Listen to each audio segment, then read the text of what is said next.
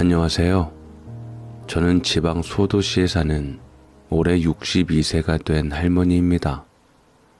예전에는 활기가 넘치고 사람들에게 웃음을 주던 저였지만 큰아들을 교통사고로 떠나보낸 이후로 저도 모르게 기운이 꺾여버렸어요. 그날의 기억은 아직도 생생합니다.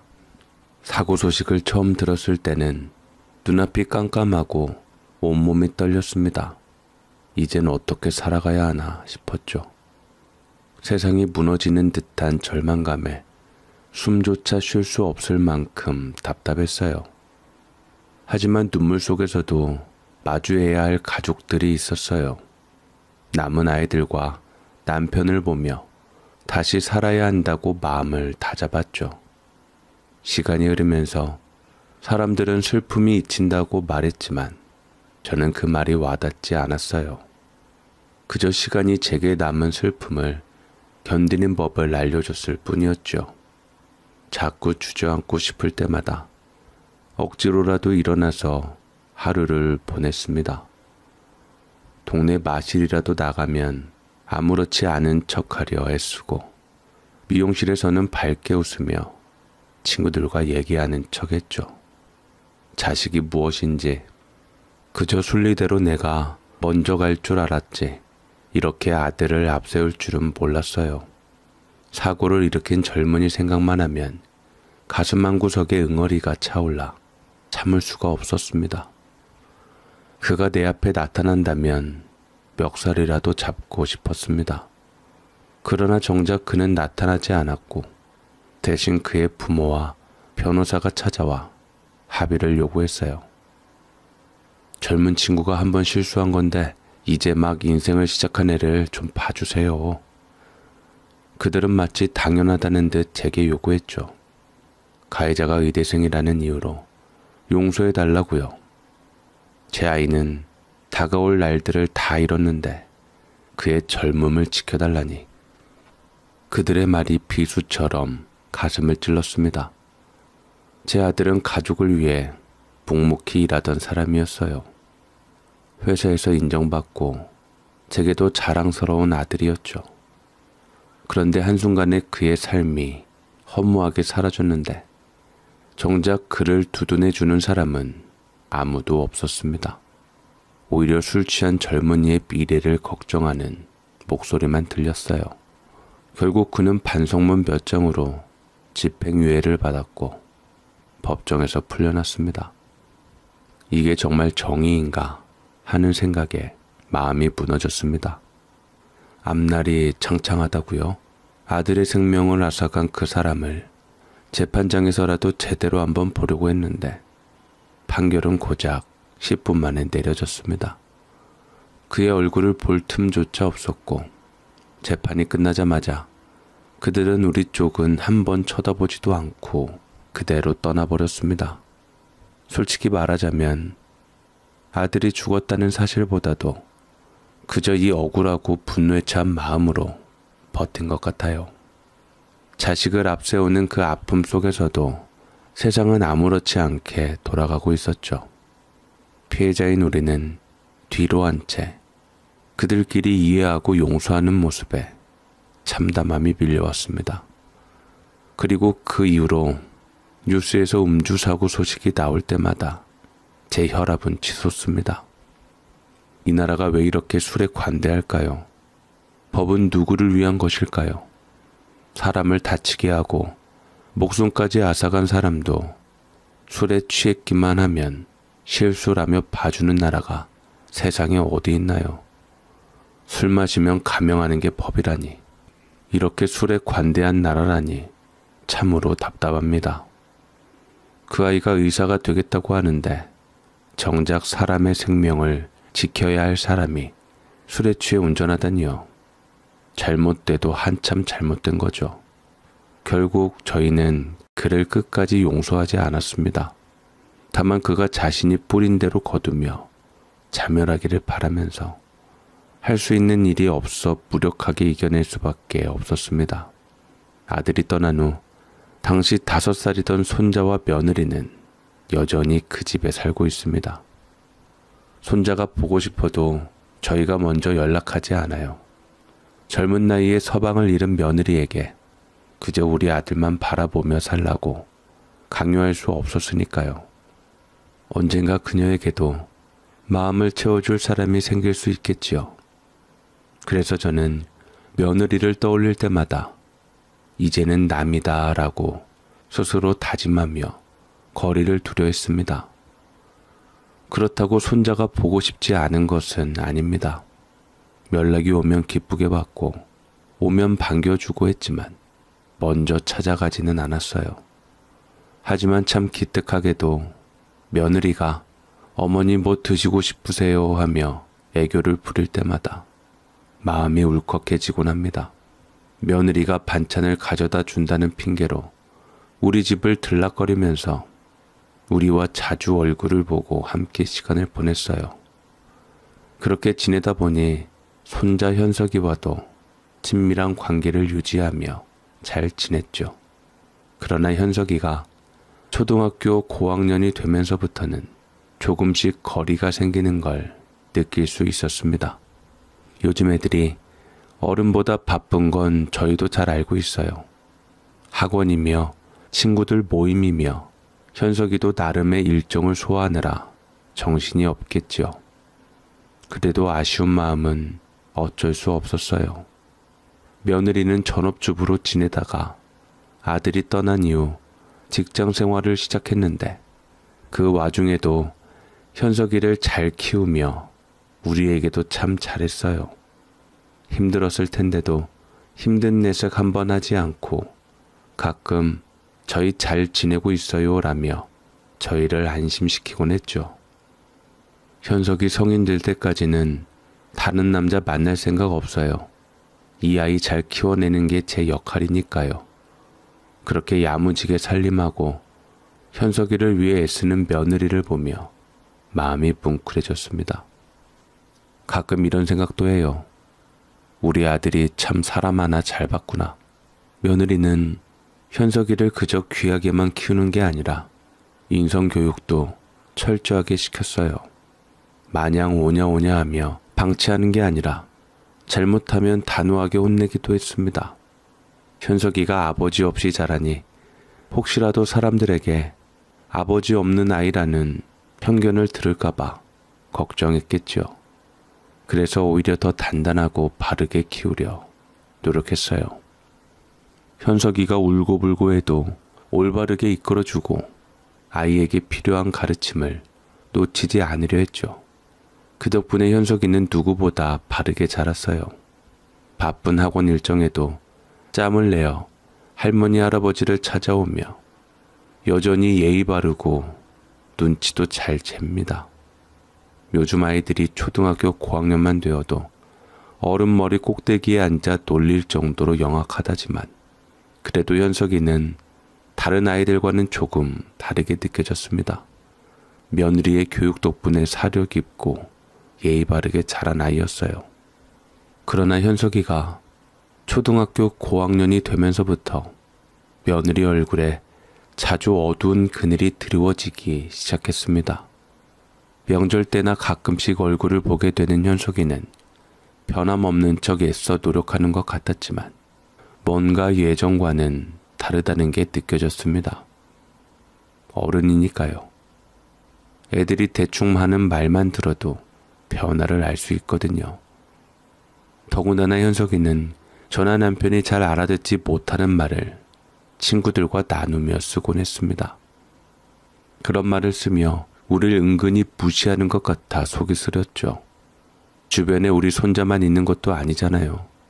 둘째네 아이들도 있고 큰딸네 아이들도 있는데 다들 현석이와 몇 마디 나누고는 무섭다며 놀려고 하지 않더라고요. 버릇없다며 큰아빠 없는 집에서 대체 뭘 보고 배우는지 모르겠다는 말을 들었을 때 가슴이 철렁했습니다. 하지만 그때는 초등학생이 버릇이 없어봐야 얼마나 심하겠냐며 차차 나아지겠거니 하고 넘겼습니다. 며느리의 표정이 좋지 않은 날이 많아졌지만 우리가 부르면 며느리는 애들이 다 그렇죠. 남자애라서 좀 힘이 드네요 하며 웃으며 넘겼기에 그저 그러려니 했죠. 현석이는 중학교에 들어간 후로는 명절에도 오지 않았습니다. 며느리 혼자 와서는 현석이가 공부해야 해서요 라며 집에 두고 왔다는데 손자가 바로 지척에 살면서도 얼굴을 볼 수 없는 게 이상하긴 했어요. 공부한다고 용돈을 팍팍 챙겨주던 우리 집에도 발걸음을 하지 않는 걸 보면 뭔가 문제가 있는 게 틀림없다는 생각이 들었습니다. 며느리에게 아무리 물어봐도 마음을 털어놓지 않으니 속은 답답하지만 별 수 없었어요. 다 알아서 잘하겠지 싶어서 그저 응원만 해주었답니다. 속으로는 무척이나 애가 타고 마음이 쓰였지만 겉으로는 내색하지 않았습니다. 남편 없이 혼자이므로 아들 하나 키워내느라 몸도 마음도 얼마나 힘들겠어요. 저희는 그 마음을 알고 있었죠. 그래서 힘들면 우리에게 말해. 현석이 대학 학비는 우리가 댈 테니 그때까지만이라도 어미 노릇만 해주면 돼. 라며 며느리에게 부탁했어요. 그때 며느리의 눈빛이 흔들리는 게 보였어요. 무슨 말을 하려는 듯 울컥하는 표정을 지었지만 끝내 아무 말도 하지 않았습니다. 애써 웃으며 네 그럼요 라며 고개를 끄덕이던 모습이 가슴에 남았죠. 그런데 최근에 그동안 몰랐던 이유를 알게 되었습니다. 며느리가 별다른 날도 아닌데 술에 취해 집에 찾아왔거든요. 아들이 떠난 지 10년이 지난 지금까지도 꿋꿋하게 손자를 키우던 며느리가 술에 잔뜩 취해 밤 11시가 넘어서 집으로 들어섰을 때 저는 크게 놀랐습니다. 남편도 갑자기 벌떡 일어나서 잠옷 차림으로 뛰쳐나갔고 급하게 며느리를 집 안으로 들였습니다. 며느리는 그동안 참고 참았던 감정을 터뜨리며 울기 시작했습니다. 남편이 다독이며 곁에 앉아 말을 들어주려 하자 며느리는 하염없이 눈물을 흘리며 억눌렀던 하소연을 쏟아냈습니다. 저희는 그녀의 이야기를 듣다 뒤로 넘어갈 뻔했어요. 그동안 전혀 알지 못했던 사실들이었고 믿을 수 없을 만큼 충격적인 이야기들이었죠. 아버님, 어머님, 그동안 제가 두 분께 거짓말을 했어요. 현석이를 정말 잘 키워보려고 얼마나 애를 썼는지 몰라요. 그런데 아이가 커갈수록 제가 어찌할 도리가 없어요. 정말 너무 힘들어요. 이렇게 힘들어하면 안 되는 걸 알면서도 가끔은 모든 걸 놓아버리고 싶고 현석이 엄마로 사는 게 버거워요. 하루에도 몇 번씩 정이 떨어지고 자식이 아니라 왼수처럼 느껴지기도 해요. 갈수록 점점 더 큰 벽이 다가오는 것 같아요. 아이고 우리 며느리 속상해서 어쩌니. 현석이가 그렇게 속을 썩여? 공부가 어렵다는 거야? 아니면 나쁜 친구들과 어울려서 그래? 나도 애 키워봤잖니. 내 맘대로 되는 자식이 세상에 어디 있겠어? 너 잘못이 아니야 아가. 그러니까 우리한테 그냥 솔직하게 털어놔봐. 대체 어떤 일 때문에 그렇게 힘든 거야? 현석이가 이제 컸다고 엄마 말은 듣지도 않니? 그랬다면 얼마나 좋겠어요 어머니. 그저 반항하는 것뿐이라면. 그랬다면 차라리 안심했을 거예요. 하지만 현석이 생각만 하면 눈앞이 깜깜해요. 그 애가 제 인생에 왜 이렇게 무겁게 다가오는지 모르겠어요. 정말 제가 왜 살고 있나 싶은 마음도 들어요. 아가, 그런 소리 하지 마라. 네가 무슨 잘못을 했다고 그렇게 힘들어해야 하니? 혼자서도 잘 이겨내며 그동안 현석이를 위해 얼마나 애썼는데 네 마음이 얼마나 고단했을지 생각하면 우리도 가슴이 아프다. 너무 마음 쓰지 말아라. 지금 현석이가 중학교 2학년이지? 그 나이에는 눈에 보이는 게 없고 세상 모든 게 자기 마음대로 될 것처럼 생각하는 나이야. 거칠게 굴 때가 있어도 결국 네 아들이고 우리 손자 아니겠니? 엄마가 단단히 잡아줘야 할 때도 있는 법이야. 그러니 마음 굳게 먹고 해야 할 말은 하거라. 네가 얼마나 똑부러지게 애를 키우는지 우리도 잘 알아. 하지만 너 혼자 현석이 마음을 다 잡기엔 힘들 수 있지. 우리 손자가 속마음은 모르지만 지금은 친구들 말에 흔들리고 실수할 나이야. 너는 마음에 쌓아두지 말고 필요한 때는 엄하게 가르쳐도 된다. 부모 마음은 말로 다 하기 어려울 때가 있지 않겠니? 요즘 애들이 큰 잘못을 하고도 어른들이 그냥 넘어가 주는 걸 당연하게 생각하고 되레 어른들에게 맞서는 경우가 많다더라. 부모가 순간의 불편함을 피하려고 입을 닫아버리면 오히려 아이들이 더 위험해질 수도 있어. 너는 마음 굳게 먹고 네 아들 지켜주려고 애쓴 만큼 꼭 필요할 때는 지도를 해주면 된다. 너무 속 끓이지 말고 우리가 항상 뒤에서 함께하마. 남편의 말에 용기를 얻은 며느리가 드디어 속마음을 털어놓기 시작했습니다. 그동안 우리가 너무 걱정할까봐 숨겨왔던 손주의 문제들이 하나 둘씩 드러나게 되었죠. 알고 보니 우리 손주 문제가 적지 않더군요. 생각해보면 아들이 살아있을 때도 현석이는 활달하고 장난이 심한 편이긴 했어요. 활기찬 장난꾸러기였기에 다들 그저 아이답다고 여겼죠. 그런데 지금처럼 심각한 문제로 발전하게 된 건 언제부터였을까요? 며느리 말에 따르면 현석이가 7살에 일찍 학교에 들어가면서부터였다고 합니다. 학교에 들어가자마자 문제가 생기기 시작했답니다. 친구들과 다투고 욕을 하고 소리 지르고 선생님이 마음에 들지 않는 것을 시킬 때면 바닥에 드러눕고 생떼를 부리기까지 했답니다. 현석이가 그렇게 심하게 난리를 치니 학교에서도 참다 못해 며느리를 자주 불러들였어요.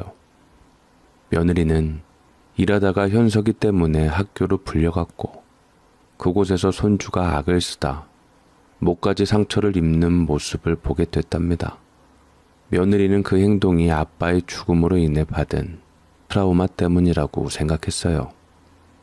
부모 없이 자라는 아이의 고통이 행동으로 터져 나온 것 같아 더 애써서 보살피면 나아질 거라고 믿었죠. 결국 현석이가 7살 때부터 며느리는 손을 잡고 상담센터에 다니기 시작했답니다. 상담 결과는 마음이 아플 정도로 복잡했어요. 현석이는 ADHD와 불안, 충동성이 심하고 공격성이 강하며 심지어 소아 우울증까지 있다고 했습니다. 며느리는 병원을 오가며 현석이에게 약을 먹이며 치료하려고 했죠. 하지만 약을 먹는 중에도 현석이는 종종 통제할 수 없을 정도로 난폭해지곤 했답니다. 급기야는 긴급 입원이 필요할 정도로 발작을 일으키기도 했습니다. 현석이의 폭발 이유가 사소한 것에서 비롯되는 경우가 많았습니다. 예를 들어 학교에서 지친 채 집에 돌아와 먹고 싶어 하던 것이 냉장고에 없으면 분노를 참지 못해 화를 내고 결국 자신도 쓰러져 버리곤 했답니다. 병원에서는 약으로 조절이 가능한 경우가 대부분이라며 약간 의아해하면서도 나이가 어린 현석이에게는 더 강한 용량을 사용하기 어렵다고만 했습니다. 그저 가볍게 다독여 주라는 말뿐이었죠. 시간이 흘러 현석이가 고학년이 되면서 상황은 더 악화됐습니다. 친구들에게 욕을 하고 선생님에게 주먹을 휘두르려 할 정도로 과격하게 변한 것입니다. 며느리는 애써 애를 달래고 통제하려 했지만 아들 잃은 상처에 더해 아비 없는 손자마저 어긋나는 걸 보며 속이 타들어갔습니다. 우리에게는 걱정을 끼치고 싶지 않아서 모든 고충을 혼자 떠안고 힘겹게 현석이를 바르게 잡으려 애써왔죠.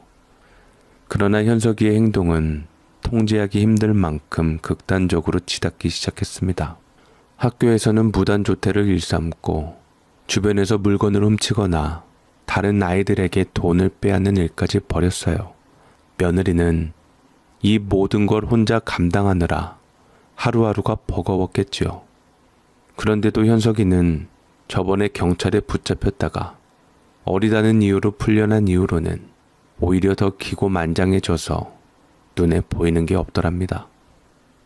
며느리는 지푸라기라도 잡는 심정으로 경찰에 차라리 우리 애를 단 하루라도 경찰서에 있게 해 정신 차리게 해주시면 안 될까요? 하고 부탁하고 싶었답니다.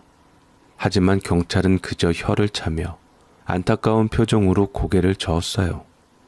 요즘 법이 아이들을 보호한다며 부모와 학교가 조치하기 어려운 상황이 많다며 자기들 또한 함부로 개입할 수 없다고 하더군요. 심지어 경찰이 따끔하게 혼내줄 아빠가 안 계시냐고 물었을 때 며느리가 사정을 털어놓자 그들도 몹시 안타까워했다는 겁니다. 그 얘기를 들으며 텔레비전 뉴스에서나 보던 문제 행동이 내 손자에게서 나타났다는 사실이 믿기지 않아 등골이 서늘해지는 기분이었어요. 며느리가 이토록 홀로 힘겨워하면서도 우리에게 말을 못하고 속을 알아봤다는 게 얼마나 미안하고 안쓰러운지 모르겠습니다. 차마 우리 늙은이들 걱정시킬까봐 모든 걸 감춘 채 혼자 끌어안고 있었구나 싶어 가슴이 먹먹했죠. 먼저 간 내 아들과 며느리는 둘 다 심성이 고운 사람들이었어요. 며느리는 현석이를 오냐오냐 키운 것도 아닙니다. 아들이 살아있을 때부터 현석이에게 가정교육을 엄격하게 했어요. 우리가 밥을 들기 전에 먼저 손을 대지 않게 가르쳤고 어른들에게 예의 있게 행동하도록 늘 주의를 주곤 했죠. 아들이 떠난 후에도 현석이가 아비 없는 자식이라는 말 듣지 않도록 더 단호하게 대했고 규칙을 지키도록 신경 썼습니다. 손자를 아끼면서도 바르게 키우려는 며느리의 노력이 눈에 보였기에 저희는 더할 나위 없이 그녀를 믿었고 그녀도 혼자 힘으로 아이를 잘 키우려 애써왔던 거예요. 물론 현석이가 아이답게 행동할 때는 칭찬도 하고 예뻐해줬지만 어쩌다가 이렇게 망가진 모습이 되었는지 저희도 한탄스러웠습니다. 그런데 며느리는 그저 한탄에 그치지 않고 눈물에 콧물까지 흘리며 가슴을 치며 절절하게 속을 털어놓았어요. 며느리의 말이 이어질수록 저희는 충격을 금치 못했습니다. 정말 너무나 놀랍고도 답답한 이야기였죠. 그 이야기를 들으면서 저는 마음 한편에서 이 아이가 지금까지 어떻게 살아남았을까 싶기도 했어요. 그리고 우리나라의 법이라는 것이 과연 아이들을 위한 것인가 하는 생각이 들었습니다. 애들을 보호하기 위한 법이라지만 현석이 같은 경우에는 보호가 아니라 오히려 문제 행동을 방치하는 쪽으로 흘러간 게 아닌가 싶었습니다. 그런데 며느리가 이제 현석이가 좀 달라졌다고 하더군요.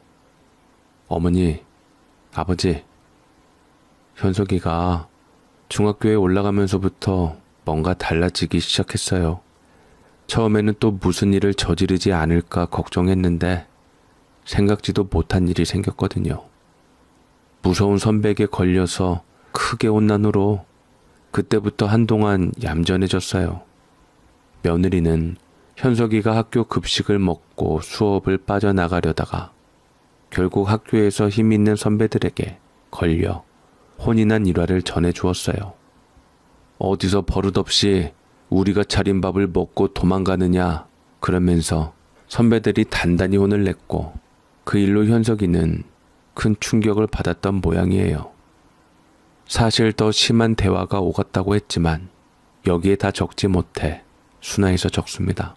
그런데 그날 이후로 언제 그랬냐는 듯 현석이는 잠시 모범생처럼 얌전해졌습니다. 제 말은 물론이고 선생님이나 경찰의 말도 듣지 않던 아이가 갑자기 말을 잘 듣고 태도가 달라졌습니다.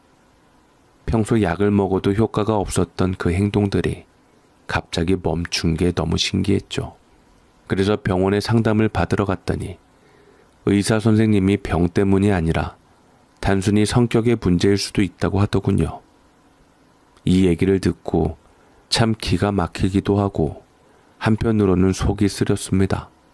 현석이는 누구든지 부드럽게 타이르면 쉽게 우습게 보고 기어오르려 하는 성향이 있었어요. 그런데 이번에는 오히려 친구들 사이에서 단단히 혼나고 나니 그제야 스스로 주눅이 들었던 모양입니다. 경찰이나 병원에서도 해결하지 못한 문제를 아이들이 오히려 잠시나마 잠재워 준 셈이었죠. 그런데도 현석이는 저희에게 선배들이 혼냈다는 말 한마디 하지 않았고 선배들에게 혼났다는 걸 말할 생각조차 하지 않는 눈치였습니다. 잠시라도 얌전해진 모습을 보며 며느리도 마음의 짐을 내려놓는 듯 보였어요. 하지만 방학이 지나고 다시 학교에 가면서 현석이의 행동이 또다시 변하기 시작했습니다. 학교에서는 선생님 말씀도 잘 듣고 별 문제 없이 지내는 것 같았는데 집에 돌아오기만 하면 전혀 다른 모습으로 다시 난리를 치기 시작했죠.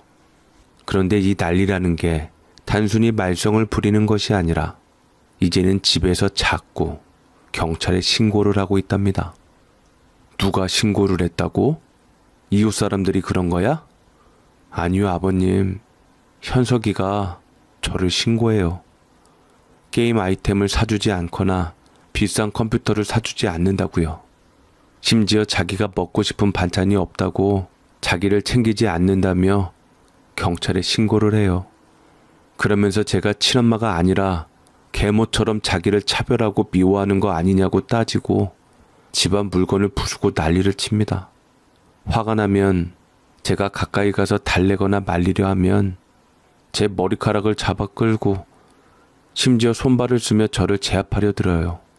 제가 혹시라도 조금이라도 손을 대면 바로 경찰에 신고를 하니 어찌할 도리가 없습니다.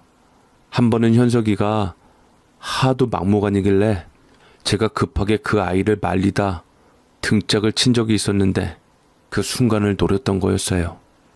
그 일로 제가 경찰서에 불려가 조사까지 받았습니다. 작년은 기억도 가물가물하고 올해만 해도 벌써 6번이나 신고를 당했어요. 경찰분들도 이제 사정을 잘 아시고 마음 아파해 주시지만 저희를 도울 방법은 없다고 하더군요. 지금 세상은 아이들의 말이 우선이다 보니 아주 어린아이도 경찰 조사를 받으면서도 자기 권리를 주장해요. 경찰분들도 조심스럽게 말하더군요. 잘못 건드리면 아동인권을 주장하는 단체가 개입해 아이를 보호해야 한다며 데려간다고요.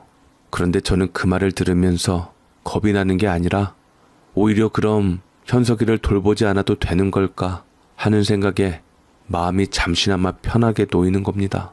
그런 생각을 한다는 게 저 자신에게도 믿기지 않아요. 아이고 아가, 네 잘못이 아니다. 그런 마음이 드는 것도 당연하지. 그런 애를 자식이라고 끌어안고 버틴 것만 해도 대단해. 그런데도 네가 참아온 걸 생각하니 마음이 미어지네.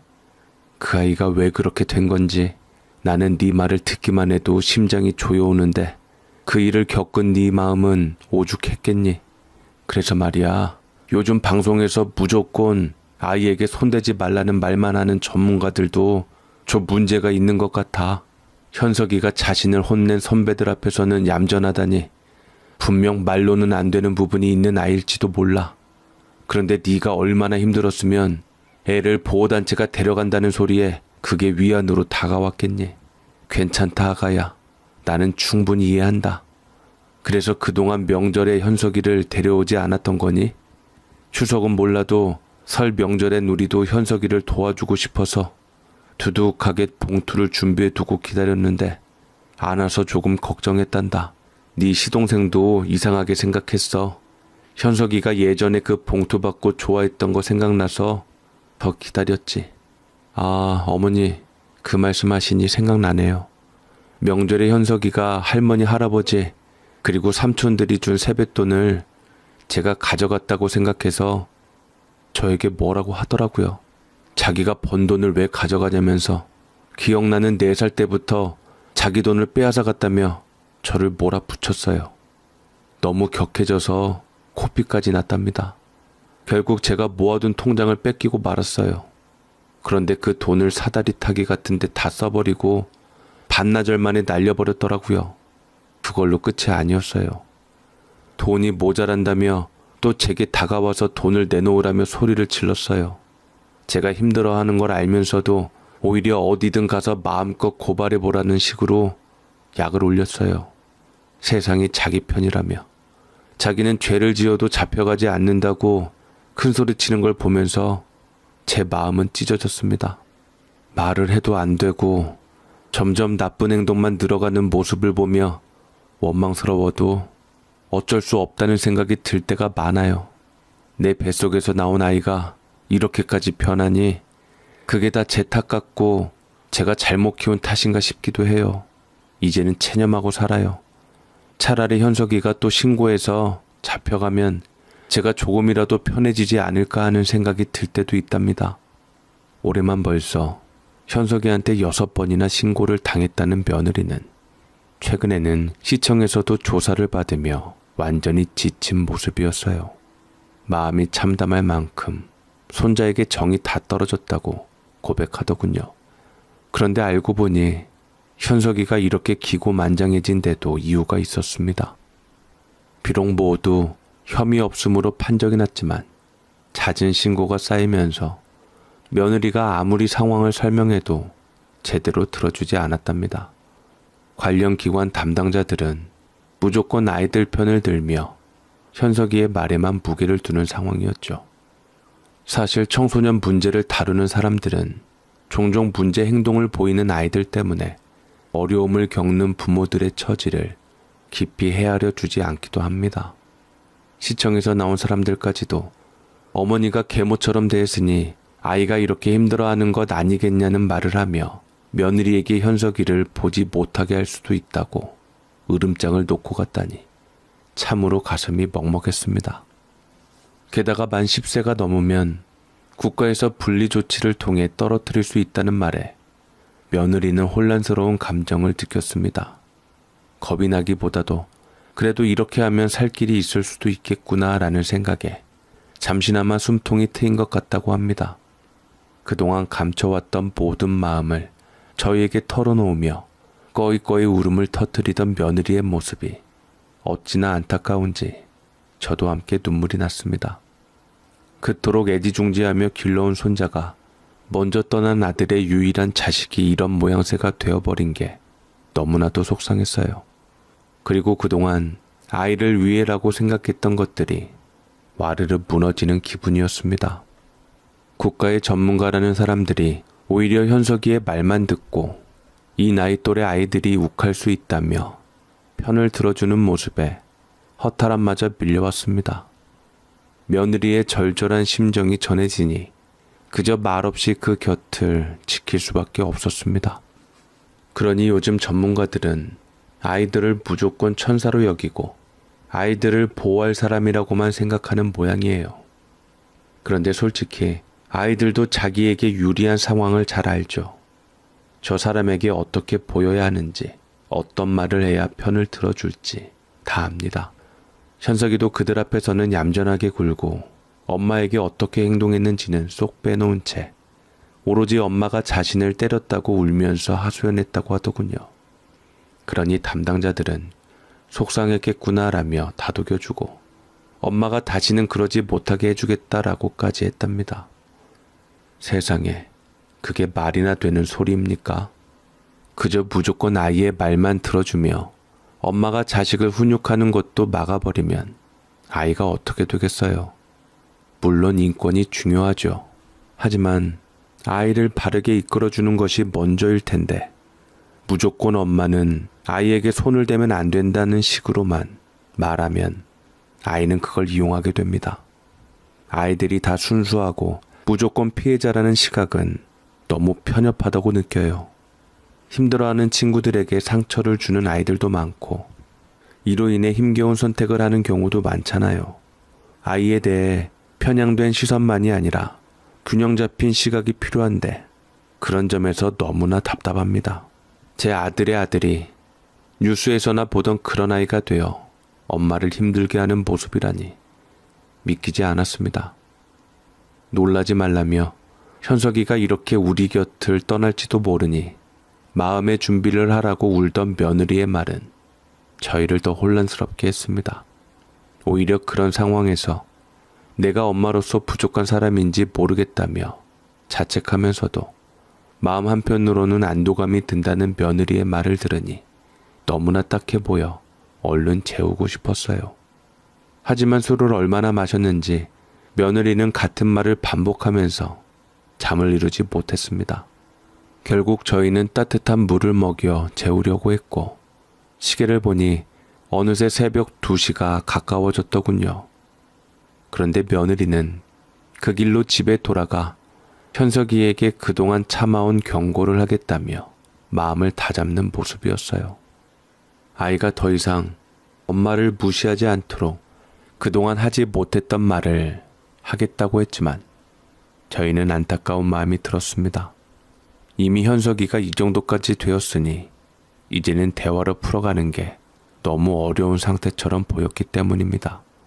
늘 결단력 있게 일을 해내며 아들을 위해 묵묵히 돈을 벌어온 며느리가 이제는 현석이와의 관계마저 끊어질 지경까지 내몰렸으니 얼마나 괴롭고 지쳤을지 가슴이 아팠습니다. 심지어 이제는 현석이를 마주하는 것조차 힘들다고 할 정도라니요. 상담센터에서는 엄마로서 사랑으로 아이를 대해주라는 말만 했지만 며느리는 이미 지칠 대로 지쳐 오히려 자포자기 상태에 빠진 듯 보였습니다. 남편과 저는 그 밤에 둘이 머리를 맞대고 어떻게든 방법을 찾아보려고 했습니다. 그런데 이 상황을 해결할 방법이 보이지 않았고 둘 중 하나가 떠나야 끝나는 일 아닐까 하는 생각에까지 이르렀습니다. 더 놀라운 것은 며느리에게는 전화 한 통 없다는 사실이었어요. 집에 있던 현석이는 엄마가 돌아오지 않았는데도 어디 있는지 묻지 않았습니다. 며느리가 우리 집에 술에 취해 찾아왔던 날 학원에서 현석이가 오늘 결석했다는 전화를 받고 집으로 돌아갔지만 현석이는 그곳에 없었고 며느리가 게임 시간은 없다고 하자 바로 경찰에 신고를 했다고 합니다. 초인종 소리에 문을 여니 경찰이 한숨을 쉬며 서 있는 걸 보면서 며느리는 말 그대로 지칠 대로 지쳐버린 듯 했습니다. 이 모든 상황에 진이 다 빠진 며느리는 그저 포기하고 현석이가 말한 대로 제가 잘못한 엄마라고 접수해 주세요. 차라리 제가 부족한 부모로 여기고 조치를 취해 주신다면 그 결과를 받아들이겠습니다. 라고 말했답니다. 결국 며느리는 그날 밤 경찰 조사를 마치고 집으로 돌아오는 길에 술을 거의 마시지 않는 사람인데도 술 기운에 의지해 그동안 감춰왔던 고충을 저희에게 털어놓은 것이었습니다. 앞으로 다가올 일을 대비해 미리 저희에게 마음의 준비를 하라는 뜻이었겠죠. 자는 며느리의 얼굴을 보니 마음이 아려왔습니다. 현석이는 오랫동안 사랑과 인내로 자신을 보살펴준 엄마의 은혜를 잊은 걸까요? 부모와 자식이라는 조건 없는 사랑으로 서로 의지하며 살아온 세월을 헛되게 여기고 있는 듯한 모습에 마음이 복잡했습니다. 그 새벽에 저는 남편과 상의하여 둘째 아들에게 전화를 걸었습니다. 이런 상황을 더 이상 가만히 두고 볼 수 없었습니다. 현석이가 예전에 힘센 선배들에게 혼인하면서 잠시라도 정신을 차린 걸 보면 그에게는 부드러운 말이 아닌 강한 훈육이 필요할지도 모르겠다 싶었습니다. 그렇게 우리는 새벽에 우황청심환을 나눠 먹고 마음을 진정시키며 며느리에게 들은 이야기를 조심스럽게 차근차근 전하기 시작했습니다. 곧이어 둘째 아들도 득달같이 집으로 찾아왔습니다. 이야기를 들은 둘째 아들은 다른 설명이 필요 없었습니다.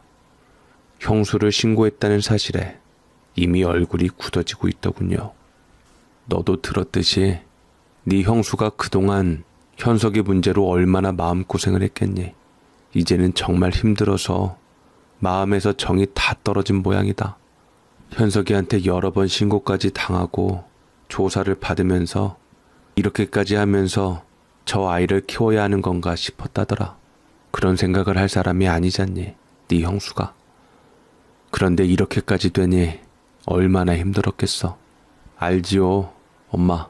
얼마나 속이 상했으면 형수가 그런 마음까지 품게 됐을까요? 그런데 현석이는 어디서 엄마를 신고할 생각을 한 거죠? 도저히 믿기지 않아요. 형수님 말대로 이대로 자라면 결국 짐이 될 텐데. 아유, 형수님 어디 계세요 지금? 집에 가셨나요? 아니, 옆방에 재웠다. 이 상태로 집에 보내면 안 될 것 같아서 말이다. 이제는 마지막으로 현석이한테 진심을 전해주고 싶다고 하더구나. 정말 마음속 깊이 진심을 담아 전해주고 혹시라도 갈등이 생기면 경찰 조사까지 받을 각오로 왔던 거야. 미리 너한테 말해두고 싶어서 이곳에 온 거지. 형수가 미안할 게 뭐가 있겠어요. 오히려 아무 도움도 못 된 우리가 미안하죠. 법적으로는 우리 핏줄인데 그저 형수가 다 알아서 해줄 거라고 생각하고 마음만 짠해하며 이뻐하기만 했네요. 도리어 우리가 너무 무심했던 것 같아요. 지금 상황을 듣고 나니 마음이 막막하고 답답합니다. 우리가 뭘 어떻게 해야 할까요? 만약 정말 현석이를 분리하겠다고 하면 차라리 그렇게 하라고 해야겠어요. 형수님은 아깝지만 솔직히 현석이는 안 아깝습니다. 막말로 현석이만큼 오냐오냐 받들리며 자란 아이가 또 있을까요? 형이 떠난 후로 할머니, 할아버지의 삼촌인 나까지 얼마나 많이 챙겼는지 몰라요. 명절 때 바쁘다고 안 와도 두둑한 봉투 쥐어주고 돈 걱정 말고 열심히 공부만 하라고 다 뒷받침해줬는데 결국 이게 무슨 상황이 된 건지. 말도 마라. 그놈이 형수에게 모아둔 돈을 내놓으라며 손찌검까지 해서 가져갔다더라. 그 돈을 사다리 같은데 다 썼다는데 그게 대체 뭔 짓거리냐.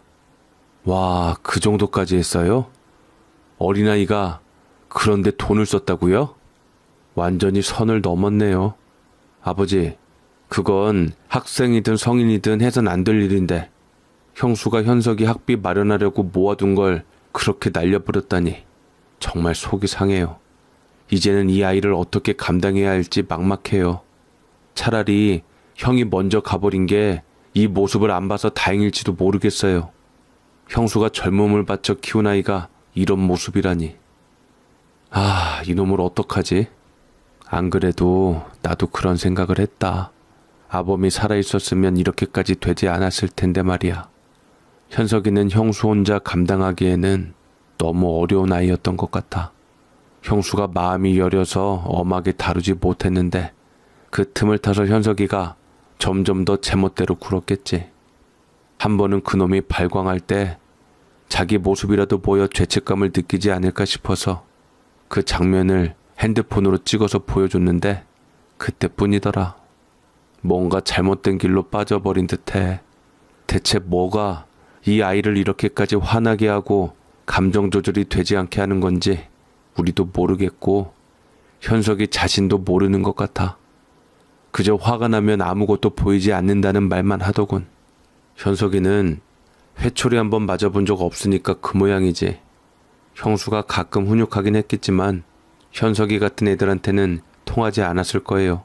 오냐오냐 받들어주니까 세상 물정을 모르는 거죠.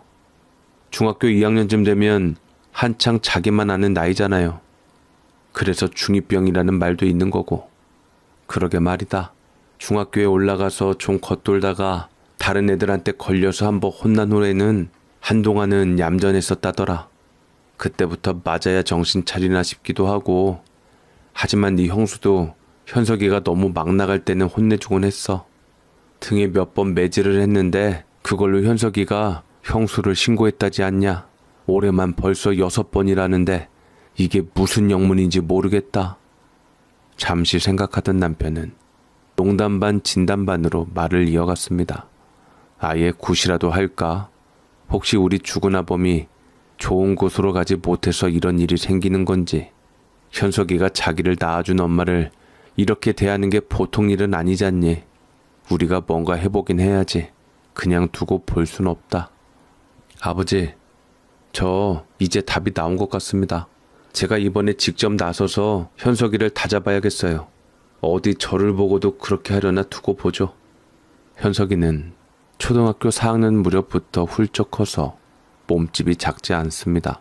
그러니 엄마가 힘으로 당할 수 없는 거죠. 아버지가 없는 틈을 타 세상에 두려울 것이 없다고 생각하며 엄마가 다 받아준다고 여기는 것 같았습니다. 마치 엄마는 생떼를 부리면 들어준다는 인식이 박혀있는 듯 했어요. 아들 이야기를 듣다 보니 요즘 아이들이 학교에서 관련 내용을 배우면서 어른들에게 혼나는 것도 학대라고 쉽게 말한다고 하더군요. 현석이도 한번 신고를 했을 때 며느리만 곤란해지는 걸 보고는 더 만만하게 여긴 모양입니다. 한 번은 며느리가 지친 나머지 더 이상 못 살겠다며 현석이에게 게임기를 넣어주고 집 밖으로 나가라고 했더니 현석이가 곧바로 엄마가 자신을 방치하고 버렸다며 신고를 했답니다. 결국 경찰과 함께 다시 집으로 돌아와서 며느리의 속을 새까맣게 태웠다고 하더군요. 어디서 그런 것만 배웠는지 날마다 막무가내로 구는 것도 저희도 속이 답답해졌습니다. 그래서 결국 저희도 결심했습니다. 며느리를 대신해 그동안 제대로 관심을 두지 못한 우리도 한 번은 나서야겠다는 생각이 들었죠. 저와 남편, 그리고 군복무를 특별하게 마친 둘째 아들까지 셋이서 함께 현석이와 이야기를 나누기로 했습니다. 둘째는 체격은 보통이지만 군대에서 무술을 익히고 단련된 애라 집에 들어가자마자 게임기에 몰두한 채 헤드폰을 끼고 있는 현석이에게 단호하게 다가갔습니다. 그 순간 며느리의 말이 떠오르더군요.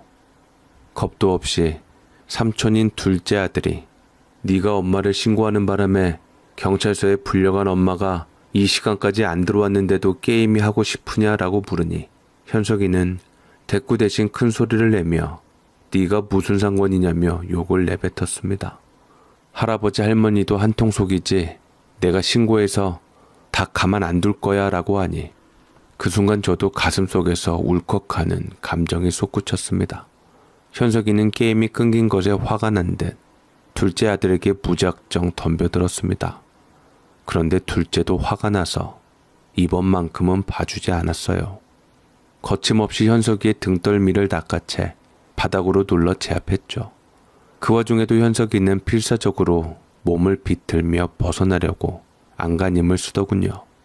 그렇게 현석이가 사생결단을 내고 저항하는 모습에 둘째 아들은 오히려 더욱 단호해졌습니다.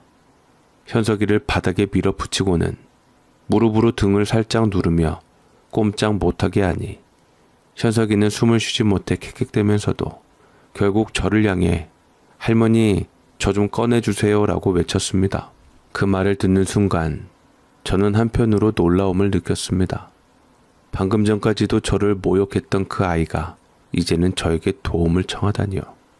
마치 순간적으로 모든 걸 바꾸어서 자신이 유리한 쪽으로 상황을 끌어내려는 듯한 모습이 가슴만 편해 섬뜩함마저 느끼게 했습니다.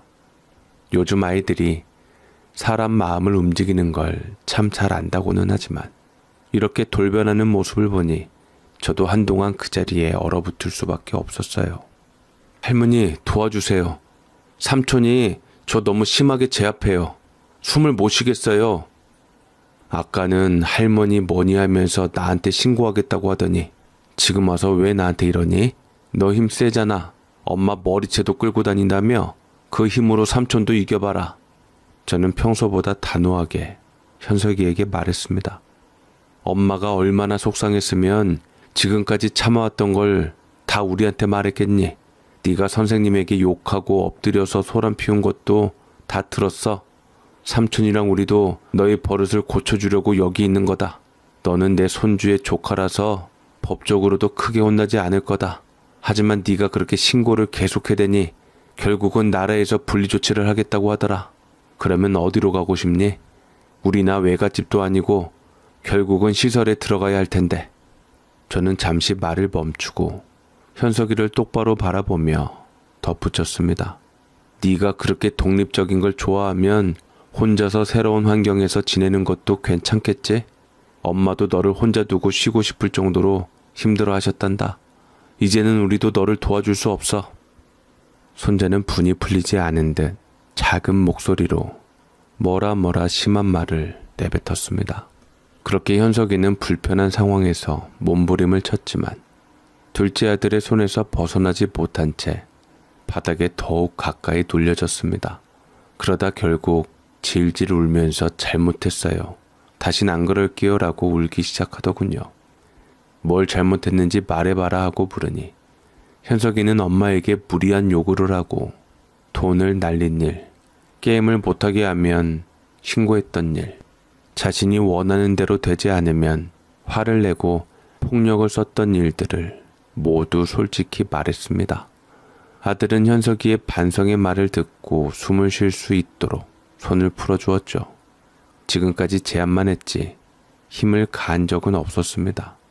그런데 놀랍게도 현석이는 팔이 풀리자마자 우는 척하던 태도를 버리고 갑자기 저를 향해 달려들었어요. 아마도 자신을 제압하던 삼촌 대신 할머니인 저를 노려보며 달려온 것이지요. 그 순간 현석이의 눈빛이 섬뜩할 정도로 차가웠습니다. 이 모습을 본 아들은 가만히 있을 수 없었죠. 결국 아들은 그동안 들었던 형수의 고통을 떠올리며 현석이에게 단단히 정신 차릴 기회를 주고자 했습니다. 이때 현석이는 그제야 진심으로 자신의 행동이 초래한 결과를 깨닫기 시작한 것 같았어요. 이날 이후 현석이는 달라졌습니다. 그의 마음속 깊이 자리 잡았던 문제 행동에 대해 가족 모두가 힘을 합쳐 진지하게 이야기를 나누고 어떻게 하면 함께 바른 길을 찾을 수 있을지 방법을 모색했죠. 그렇게 우리는 현석이에게 신고하라며 핸드폰을 건넸습니다. 그런데 의외로 현석이는 신고를 하지 않더군요. 우리가 함께 있어서 또 혼낼까봐 주저하는 건가 싶었어요. 그렇게 현석이를 남겨두고 집으로 돌아왔는데 예상과 달리 집안은 조용했습니다. 촉법에 미성년자라는 이유로 거침없이 행동하던 현석이가 다음날 아침까지도 별다른 행동 없이 잠잠했습니다. 오히려 아침에는 며느리에게 전화를 걸어 몸이 아파서 학교를 못 가겠다며 집에 올 때 빨간 약을 사다 달라는 부탁까지 했다고 하더군요. 며느리에게도 그날 저녁에 자세히 상황을 설명했더니 처음에는 당황스러워했지만 현석이가 다소 조용해진 모습을 보고 놀라워하더군요. 며느리가 신고할 생각은 없냐고 물어보자 현석이는 삼촌에게 진짜 크게 혼나고 싶냐는 반응을 보이며 조용히 지내겠다는 태도를 보였답니다. 이 경험을 통해 느낀 것은 현석이가 지금까지 자신이 어떤 행동을 해도 큰 문제가 되지 않을 거라는 안일한 생각을 갖고 있었던 것 같아요. 하지만 이번 일로 인해 삼촌과의 일종의 경계를 느끼게 된 듯 했습니다. 현석이는 삼촌이 자신의 행동을 그냥 두고 보지 않을 것이라는 것을 알게 되었고 이를 통해 비로소 스스로 행동을 자제하게 된 것 같았습니다. 며느리는 혹시나 하는 마음으로 삼촌에게 부탁했던 것이 제대로 효과를 본 듯하다며 마음이 조금 놓인 듯 했습니다. 현석이도 이후로는 제법 말을 듣는 태도를 보이기 시작했어요. 물론 한순간에 모든 것이 달라지지는 않았지만 예전처럼 막무가내로 행동하지는 않더군요. 가끔은 투덜거리거나 말을 거치게 할 때도 있지만 손은 차마 들지 못하는 것 같았습니다. 삼촌을 떠올리며 조심하는 모습이 역력했습니다. 요즘은 아이에게 훈육을 하다 보면 부모 자격이 있니 없니 하는 말들이 많지만 우리 자라던 시절과는 많이 달라졌지요. 아이들 중에도 훈육을 통해 바르게 자라는 경우가 있는 만큼 상황에 맞는 사랑이 필요하다는 생각을 합니다. 우리도 이 사건 이후로는 현석이에게 자주 전화해서 안부를 묻고 집에 불러 함께 식사하며 대화를 나누고 있어요. 엄마 혼자 고생하는 게 아니라 가족들이 함께 든든히 지지하고 있다는 것을 느끼게 해주고 있습니다. 이렇게 함께하면서 조금은 마음이 편안해졌습니다. 현석이가 제자리를 찾아가고 앞으로도 바른 길을 걸어가길 바라는 마음에서요. 어렵지만 필요한 순간에 아이를 바르게 이끄는 것이야말로 우리 가족의 방식이자 진심을 담은 사랑의 표현이 아닐까요? 공부 잘하는 아이는 많아도 인성을 바르게 키우는 일이 정말 어렵다는 것을 요즘 새삼 느낍니다. 요즘 아이들은 부모가 낳아도 가르침은 인터넷이나 친구에게서 배우는 경우가 많죠. 그래서 이제 어디서 이상한 정보를 보고 와서 나는 어려서 벌받지 않아 라고 거침없이 행동하는 아이들을 보면 더더욱 가르침의 필요성을 느끼게 됩니다. 사랑에는 때론 쓴소리도 필요하고 단호하게 바로잡아주는 것도 부모의 역할이라 생각합니다. 바르게 키운 아이는 남에게도 예쁨을 받기 마련이지요. 하지만 자녀가 잘못된 행동을 할 때에도 그저 칭찬만 해주는 부모는 결국 아이에게 좋지 않은 영향을 미칠 수밖에 없습니다. 어쩌면 남들이 우리 방식을 무식하다고 볼지도 모르겠지만 괜찮습니다. 요즘 현석이는 그날의 경험이 효과를 본 건지 이제는 삼촌에게 싸움 기술을 가르쳐달라고 애교까지 부립니다. 아이의 사춘기란 그런가 싶기도 하지만 그래도 우리는 여전히 현석이를 아끼고 바른 길로 갈 수 있도록 관심을 기울이고 있습니다. 설마 하는 마음으로 사건 사고 뉴스에서 우리 며느리와 손자의 얼굴을 보게 되는 일은 피하고 싶어요. 이제는 언제라도 현석이에게 도움이 필요할 때 온 가족이 나설 각오가 되어 있습니다. 제 사연 들어주셔서 감사합니다.